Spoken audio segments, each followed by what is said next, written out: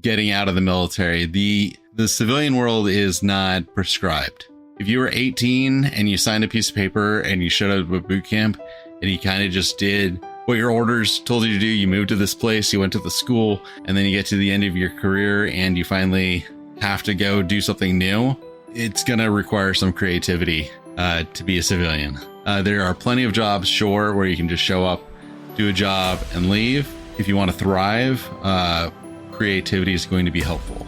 The ability to look at a situation, figure out, you know what, I could do this, that, or the other, do a little bit of problem solving from experiences that you've seen in the past, reaching out and getting advice from others is going to go far. Hello, everyone, and welcome back to Exit Buddy, Veteran Stories to Guide You. I'm Kathleen, and joined again my amazing co-host, Rachel. Rachel, what's the mood in the studio today? You know, just like it is outside, sunny and wonderful. Thanks for asking, Kathleen. This has been your weather report. But we're not here for the weather. We are here to learn and hear some stories. And I heard we have somebody pretty incredible in the studio today to join us and share their stories. So are the rumors true, Kathleen? Who's here? We're thrilled to have Josh Mason, an Air Force veteran of 10 years of service. He's worn a lot of hats, from aircraft commander to cybersecurity roles to being an instructor and even an entrepreneur, I think more than once. Josh, welcome to the show. Hey, it's great to be here. Well, we are so glad you're here. Thanks for having me. So I'm just going to jump right in, Josh, if you don't mind. And so as Kathleen mentioned, You've worn quite a few hats. Heard you wore them pretty well out there.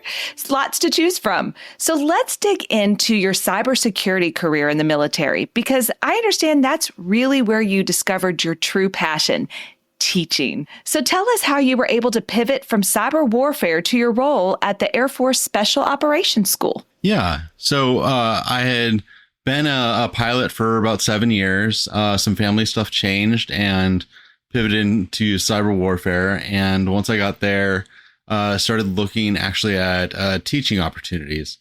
Long before I wanted to be a pilot, I wanted to be a teacher, and finally life had slowed down enough.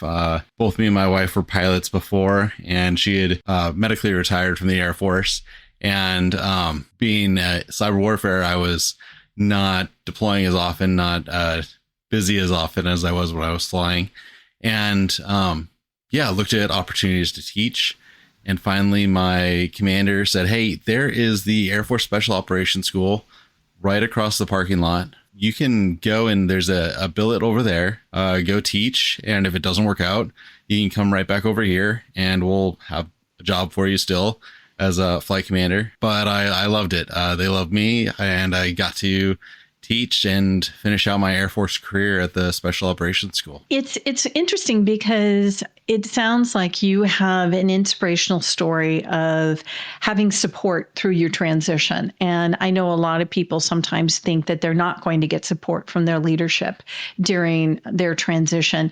So I understand you have an interesting story of how your major board sort of impacted your transition timeline, but you had really supportive leadership that sort of helped you through your options. So can you talk to us about how that all came about and how a SkillBridge opportunity popped up during that? Yeah. In the military, when you go to a board, at least for officers, usually it's for major and above.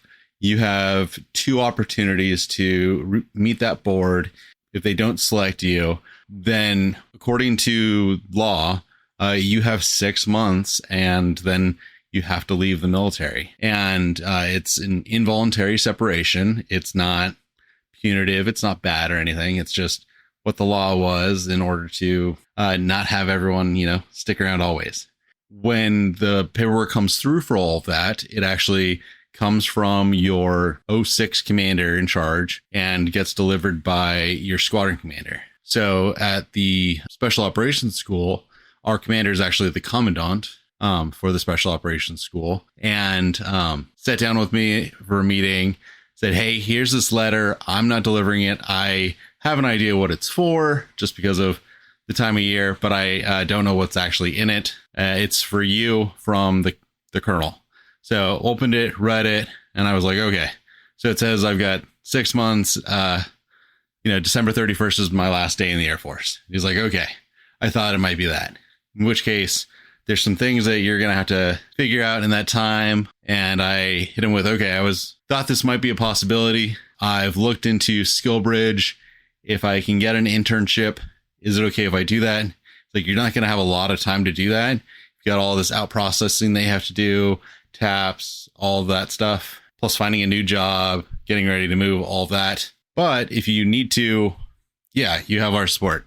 Basically, to us, there's not a lot you can do. As an instructor, I knew what the schedule looked like for courses, what we were going to be able to deliver, when we were going to be teaching. I wasn't going to be super useful to them because of all those other things I had to do anyways. Knowing that I didn't want to leave, but we didn't have a choice at that point. He knew that there wasn't really any fighting it, and there wasn't any point in trying to make my life difficult. And so knowing all those things, he knew that the best thing to do would be to make my life as helpful for me as possible. That's one of those things that you hope you get a commander that understands that and supports. But yeah, I reached out to some veteran tech groups, found some folks on LinkedIn and on a coding Slack community, and found 6gen, the company that I ended up interning with, and chatted with them, asked about an internship, did a couple interviews, got the paperwork going, and learned a lot there. And that actually ended up leading into my first job when I got out of the Air Force. So I'm just going to pipe in here before Rachel asks her next question.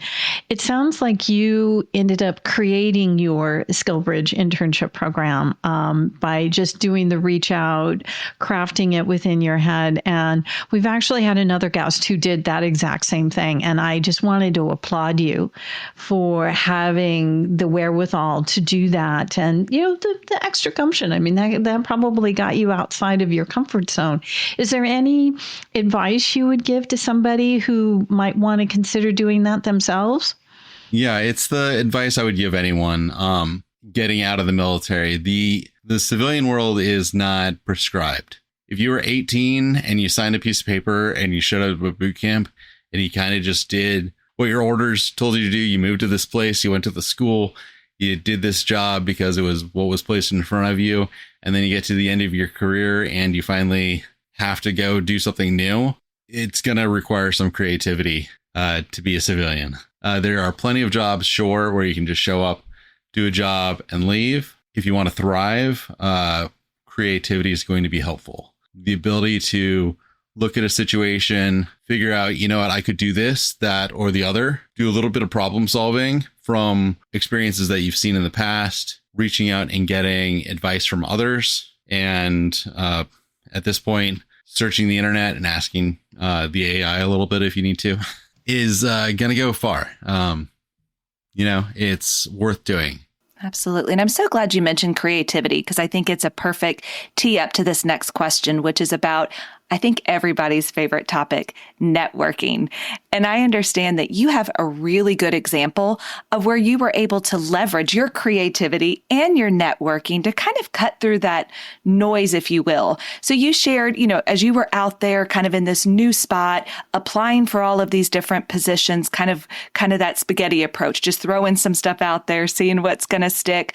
But then you were ultimately offered a job from one of those that maybe wasn't the one that you had applied for. So tell us how that networking and creativity really played into your first job outside of the military. It's actually worked really well. I haven't had a job since the military that I've applied for. In the past 6 years, all the jobs that I've had have either reached out to me or I've posted that I'm available on LinkedIn and people have reached out to me. The first one, it was from 6gen. I was working on a project, had connected with some of the coworkers there, finding out about LinkedIn, followed some folks on YouTube. I recommend watching a bunch of videos about how to utilize LinkedIn well. Some of them might be worthwhile. A lot of them might be repetitive. Eventually, you're going to hear some good advice. The advice that I've got for you is find the people who you're interested in meeting. Find the people who have the jobs that you're interested in. If you're paying attention to this podcast, probably a veteran, or you're in the military, and eventually you will have the veteran status. Find other veterans, because we take care of each other. We know what it was like and where you're coming from. And that was what I bid on. I'm an Air Force Academy grad. I found a Naval Academy grad who was a bit older. He was working as a contractor from a company that some of my coworkers at 6th Gen had worked at. And he posted on LinkedIn that he had just gotten the role of VP for education on this contract, and asked around, saw what the contract was, and that I was in Maryland, near where I was looking at living, because I had a clearance and cybersecurity experience. And so it's Maryland, Tampa, or San Antonio. That's where you go if you want to make money in those jobs with those credentials. And so reached out, said, hey, congratulations on the new job. I've heard good things about your team. I'm over here at 6th Gen. He said, heard what your team does, and you all do great work as well. And I said, hey, I'm getting out of the military at the end of the year. I'm currently doing a SkillBridge internship. If you all need someone who could do project management, let me know. That was the conversation. And I've still got it on LinkedIn. And he said, send me your resume. Here's my email. So I sent him my resume, and that was kind of it. It was like, okay. And then the next day I got a phone call from the recruiter and said, hey, I got your resume from Al. Are you interested in being an instructor? I was like, oh yeah, sure. I could be an instructor. What does that look like? There's subject matter experts who have created the content. You just need to be able to deliver the content. I was like, oh, okay. Just need the books, teach the books. I could do that. And I got to teach Marines. That's easy. Okay. Excellent. Oh, watch it. Taught hundreds of Marines. They're amazing. They need more than crayons. Crayons and energy drinks, and they did amazing work. They do amazing work. They keep us. They are some of the best students I had. Yep. And they're fun to make fun of. The Air Force had their own courses, and so they didn't. Oh, I know. I'm married to a Marine. I've heard all of this. I assume. Anyway, we digress. Yeah. Go on. It was all through networking. A lot of that I learned from the same veteran groups that I got the SkillBridge internship from.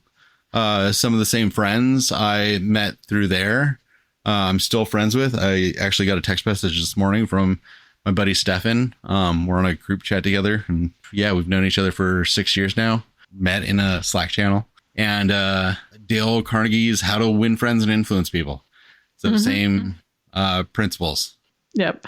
All good stuff. And yeah, I think I'm going to have to do an entire episode on, okay, there are the in-person conferences, there's VetCon Actual, there are all the key communities, then there is all of the Discord groups, and there are all the Slack groups, and there is VetSecCon coming up in October, and so on and so forth. So the one thing that I think is just absolutely amazing is there are a lot of those groups out. Even our producer has a beer hall right down the street from her where they have Monday night, fire chats for veterans. So I want the audience to know you're not alone. Mm-hmm. You can you just have to put your little effort in. You can find a group online, in person, ongoing, one time a year. There are plenty of support groups out there. You will find your new tribe, and they will help you find other tribes. So, and there are enough of the veterans and veteran groups on LinkedIn that you don't need to go searching every other social media. It can be your platform. So enough about my soapbox on networking and social media support. Because I want to talk about, your other passions. And it sounds like you have another passion for entrepreneurship, which kudos to you. There's a lot of people who are entrepreneurs, and they either idea people or they're entrepreneurs and they actually fulfill their idea. So how does the military prepare you for entrepreneurship? And tell us about some of your pursuits. The military, it can and it can't. It all depends on who you're around. There's being from the Air Force Academy and being a pilot, kind of surrounded by a lot of other officers in that sense, especially in the Air Force. I don't know. It always felt like there were a lot of forward thinking, what am I going to do when I grow up sort of officers. So the idea of I'm going to buy these houses every time I PCS. That way, when I retire, I've got all these rental houses, so I don't have to do anything. Now I'm a landlord for all these military folks all over the country. One of the guys who recently reached out to me on LinkedIn, he's about to retire. He's been running a web development company since I knew him in like 2012. Yeah, he's been making websites. I remember planning to deploy with him back when he was an instructor or evaluator navigator, and he would have 2 laptops on either side of the computer that we were planning on, and he'd be coding over here talking to a client and then also mission planning for like the flight. And then he'd get up, and he was a weapons officer as well, and so he'd get up to the board and be like, okay, so you're going to work on this and you're going to work on that and you're going to make this chart, you're going to work on this thing, right? And then be like, okay, in half an hour, we're going to rally back up, go over this thing. He'd sit back down and like fix something on the website, finish something on one of the charts, and then also like hit up his like another client. And so like being surrounded by folks like that kind of led to a mindset of, well, what am I doing to expand things? So my wife and I, we both got our MBAs. My wife got hers years before I did. But hers had a focus in entrepreneurship. So we started a bookkeeping business at one point. We had some rental houses. Yeah, eventually now I've got a couple podcasts. I wrote 2 books this year. One's about to come out in a couple weeks, actually. And I've got a couple nonprofits that I run. One's New Village. We help people who are starting out in cybersecurity. And I just realized last weekend, I think like 90% of my staff are veterans. Because the Venn diagram for cybersecurity and veterans looks very, very circular.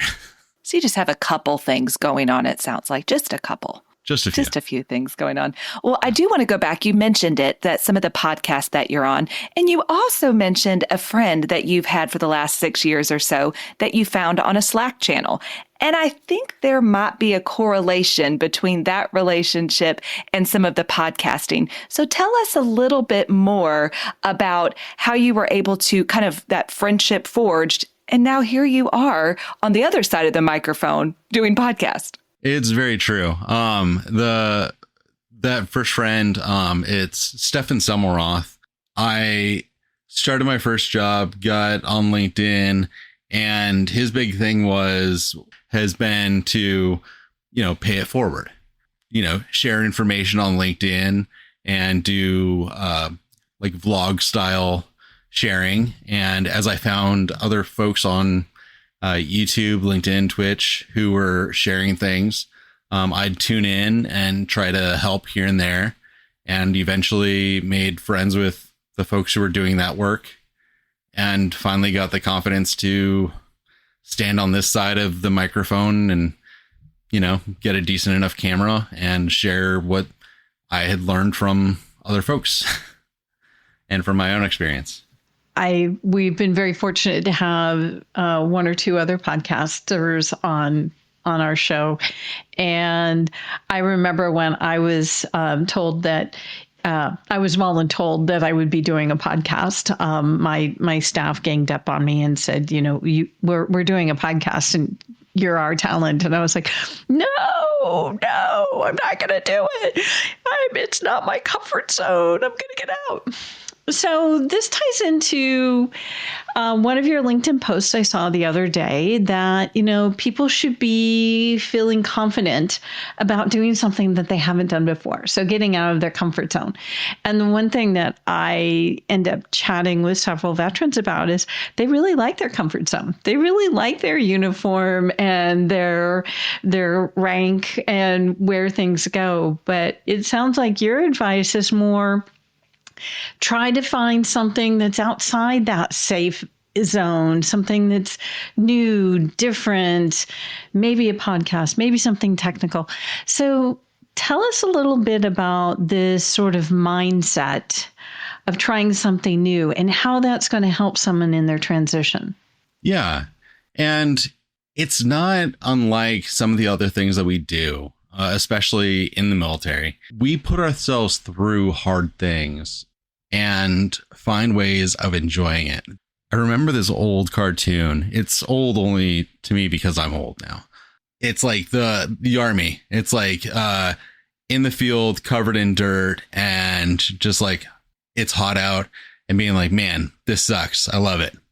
And then like the Navy, like just being like wet, like on the side of a boat, like and cold and like a parka and being like, man, this is cold, but it's beautiful and I love it.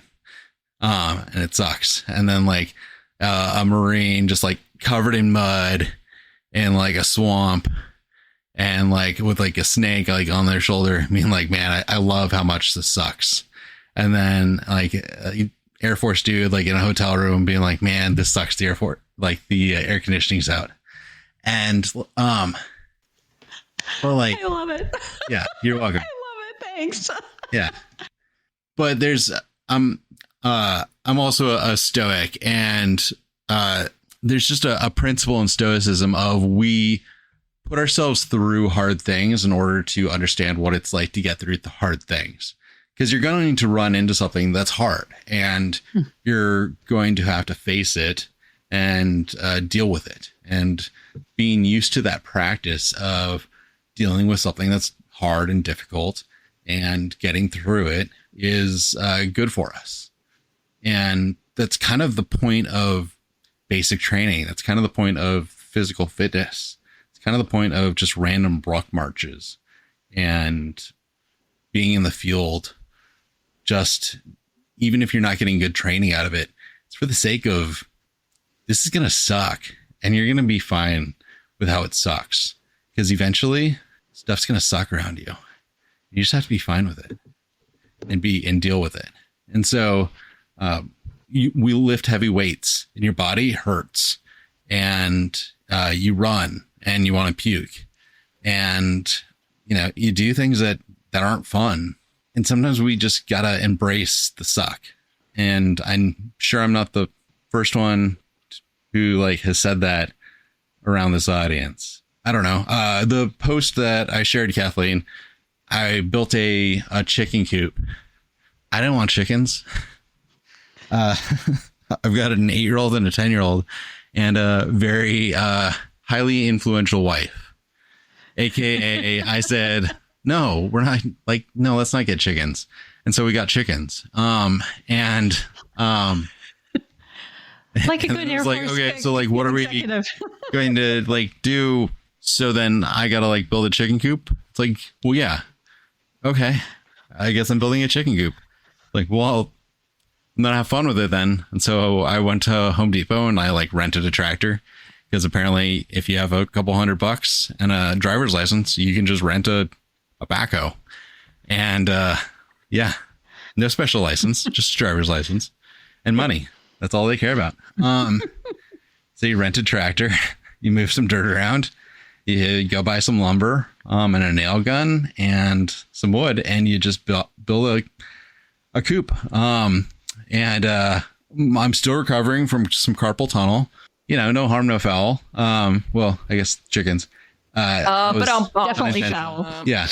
But a bump. Unintentional, but it looks cool. I'm proud of it. It's fun. But yeah, I've never built something like that all the way from like dirt to, I don't know. I feel safe standing underneath it. I like shoved on it and like it doesn't shake. So like I feel good. Yeah. Still standing. And your chickens are And your chickens are still laying eggs, and that's all good. So, no, yes, Stoicism is a really powerful foundational thought process. And the phrase is attributed to Marcus Aurelius, but also Epictetus as well. Yeah. So, yes, along with a few others, the obstacle is the way. So, just understanding that, hey, it's not going to be all comfy out there, but it's actually fun to be challenged and see what you can really accomplish. So, Rachel, what do we have next? Hard to follow that. She's got great quotes, and I was just going to give you some more like floor plans because you can put chandeliers in the coops. I'm just throwing it out there, Josh.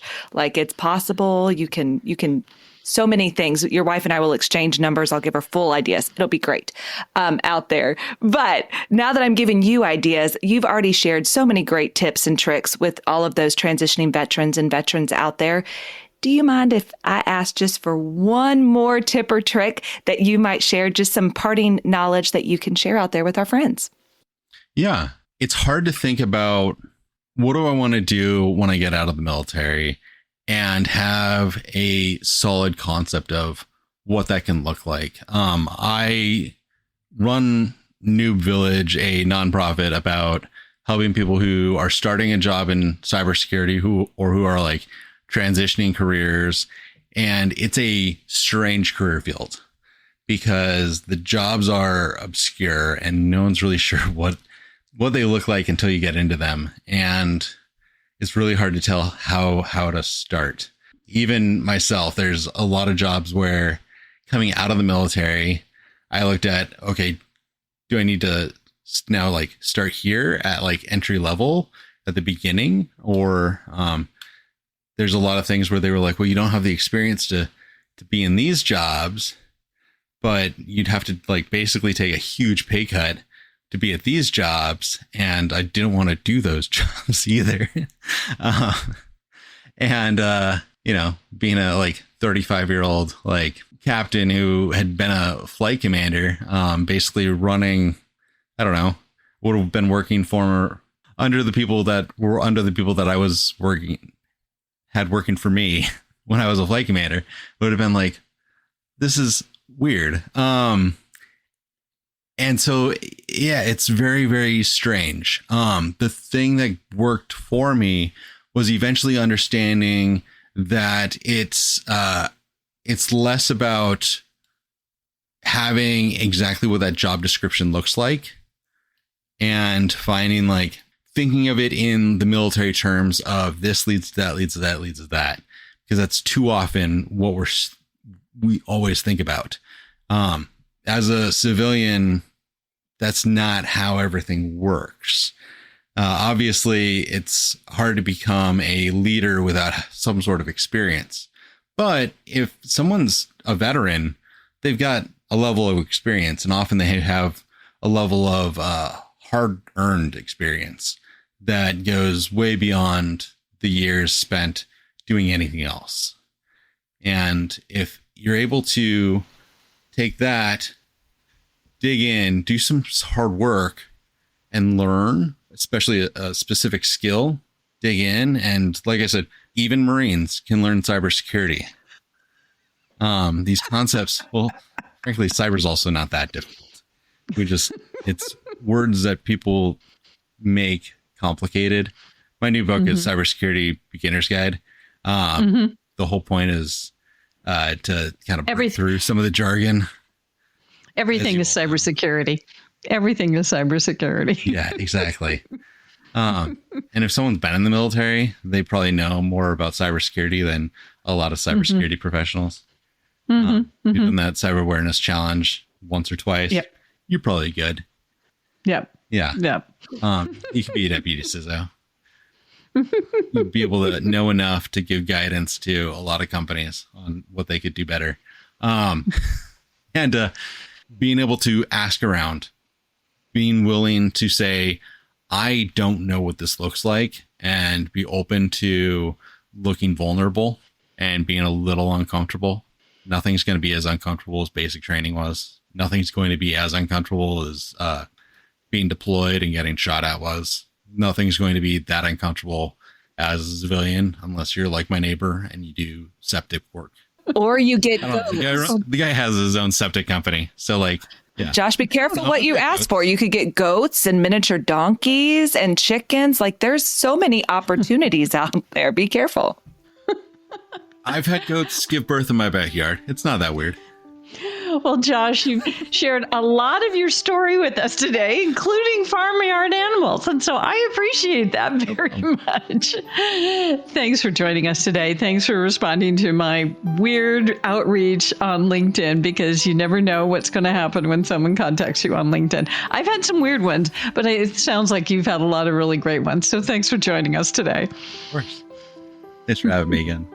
So it was really great hearing Josh's thoughts on getting out of your comfort zone and sort of trying something new. And I really like that. That's a recurring theme that we hear a lot of, is that breaking in, doing something new is really going to help you when you're trying to do your transition and through your transitions that you will do throughout your career.